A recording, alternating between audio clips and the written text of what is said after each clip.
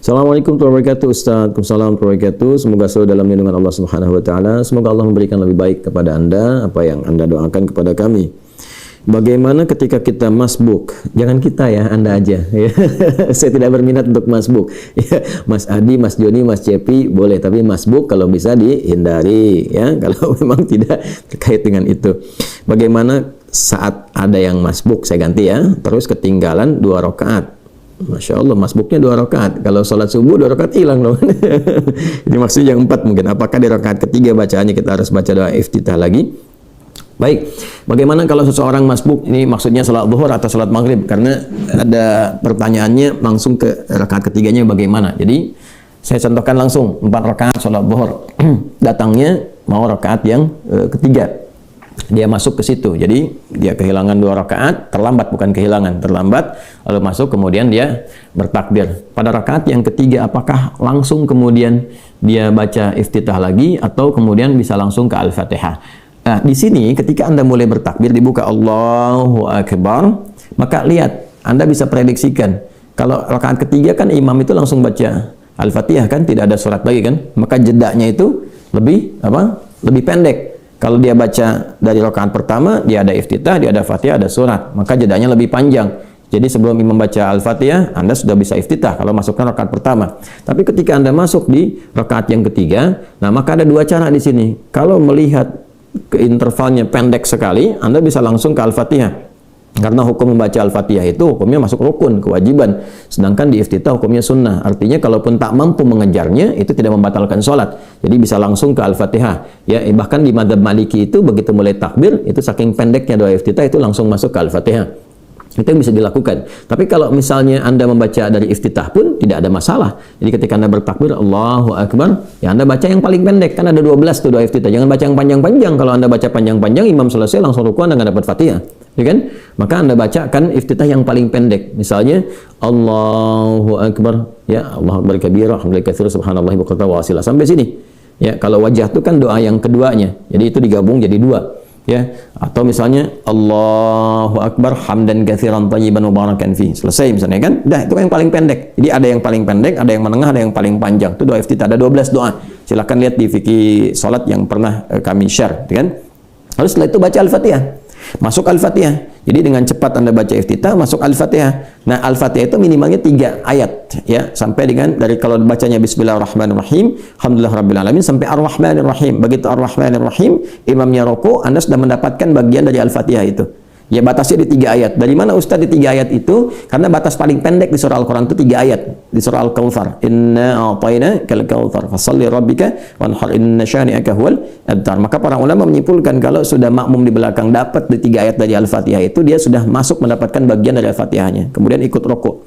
Tidak ada masalah, begitu imam rukuk, dia rukuk. Itu yang dimaksud hadis Nabi sallallahu alaihi wasallam, qala Rasulullah sallallahu alaihi wasallam, innama ju'ila al-imamu liyutamma bih, fa qira'atul imam qira'atul ma'mum. Adapun imam dijadikan untuk diikuti. Jadi kalau imamnya sudah ruku, jangan dilama-lamain berdiri sampai imamnya tidak, Anda baru ruku, enggak boleh.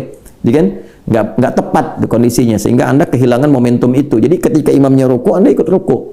Jangan dipaksakan diteruskan. Nah, gimana kalau misalnya enggak dapat sama sekali di bacaan? Jadi begitu Anda masuk takbir Allahu Akbar, imam sudah mau ruku, Allahu Akbar, langsung takbir, langsung ruku, maka berlaku hukum di situ bacaannya imam mewakili bacaan makmum. Jadi kalaupun Anda nggak sempat, karena nggak sempat baca, sudah terwakili bacaan makmum, imam ditoleransi di situ. Itu hadisnya sahih. Jadi kalau Anda sudah mendapatkan imam takbir, kemudian imamnya ruku, langsung ruku dan sudah mendapatkan 1 rakaat.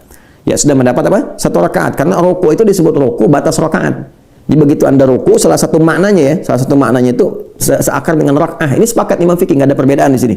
Ingat, nggak ada perbedaan. Anda ngaji di kitab apapun sama semua. Jadi begitu mendapatkan ruku, imamnya ruku, itu batas rakaat. Anda takbir, langsung ruku, dapat 1 rakaat. Contoh tadi sholat subuh nih, masuk rakaat pertama, ya. Kemudian ketika mau gabung, walam yakul lahu kufuwan ahad, Anda takbir, imam ruku, Anda langsung takbir, langsung ruku. Nggak usah baca iftitah lagi, nggak usah baca Al-Fatihah lagi. Allahu Akbar, ruku. Jelas ya? Nah, bacaan-bacaan yang tidak sempat dibacakan sudah terwakili oleh imam tadi dengan kondisi yang tadi ditoleransi. Tapi kalau masih mendapatkan imam berdiri, langsung bacakan Al-Fatihahnya. Tapi kalau mau iftitah, bacakan yang pendek. Ya, baca yang pendek, setelah itu langsung baca Al-Fatihah sampai dengan 3 ayat, lalu kemudian rukuk. Jelas ya? Tapi nggak boleh menyengaja nunggu imam rukuk. Minum dulu dengan ruku belum. Dia udah mau habis nih. Ya Allahu samad lam yalid wa lam yulad, baru Allahu akbar, cuma ngejar ruku. Nah, itu dosa. Ya, dan bisa membatalkan salat kalau disengaja, bisa membatalkan salat ya. Allahu a'lam bis-shawab. Udin dari Bandung. Assalamualaikum warahmatullahi wabarakatuh. Waalaikumsalam warahmatullahi wabarakatuh. Mohon penjelasan tentang masbuk dengan dua imam yang berbeda. Contoh, di sholat jamaah maghrib, masbuk satu ikut di rakaat kedua, lalu datang lagi masbuk dua ikut di rakaat ketiga. Setelah salam, masbuk satu berdiri untuk melengkapi rakaatnya, sedang masbuk dua juga berdiri dengan mundur beberapa langkah untuk berimam kepada masbuk satu. Hal ini banyak saya temui di masjid. Pertanyaannya adakah dalil hal ini? Karena ini tidak pernah saya temui di beberapa kota yang saya pernah tinggal, seperti di Malang, Surabaya, Semarang, dan Jakarta. Mohon penjelasannya Buya. Assalamualaikum warahmatullahi wabarakatuh. Cirebon juga ada.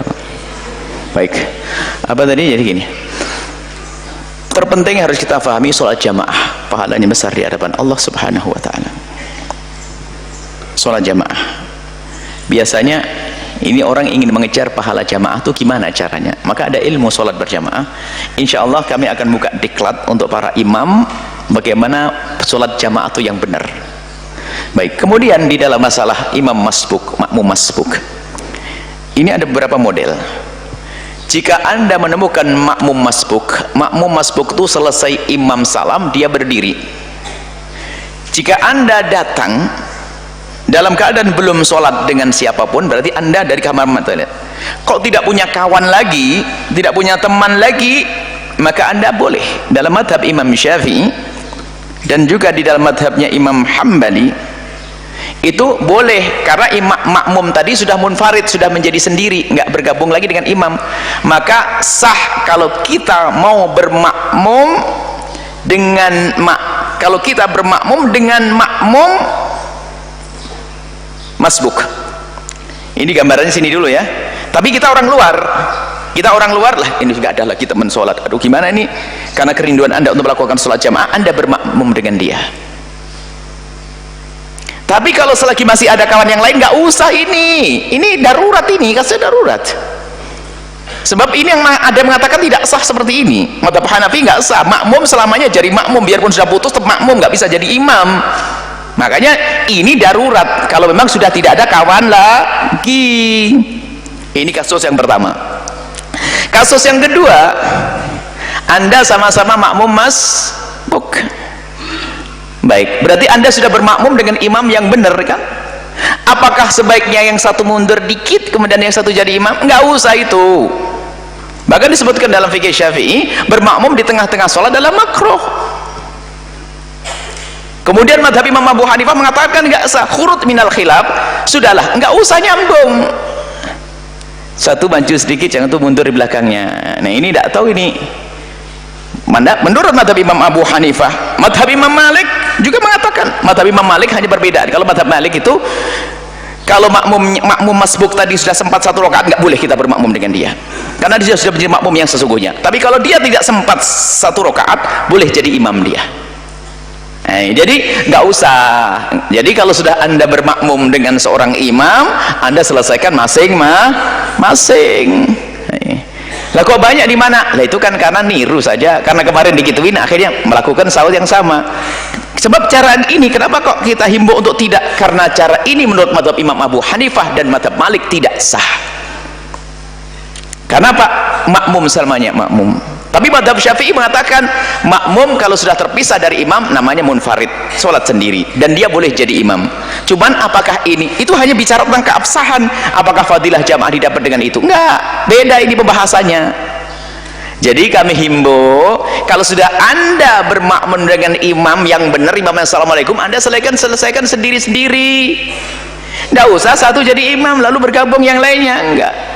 Ya kalau cuma dua, lalu enam, dia imam ribut nanti. Dan memang tidak benar, bukan tidak benar, sah saja, sah. Tapi tidak meningkatkan pahala jamaah tadi, sah. Dan menurut mazhab Imam Abu Hanifah tidak sah. maka khurud minal khilaf, keluar dari khilaf, sebaiknya selesaikan sholatmu sendiri-sendiri. Jelas ya? Allah alam bissawab.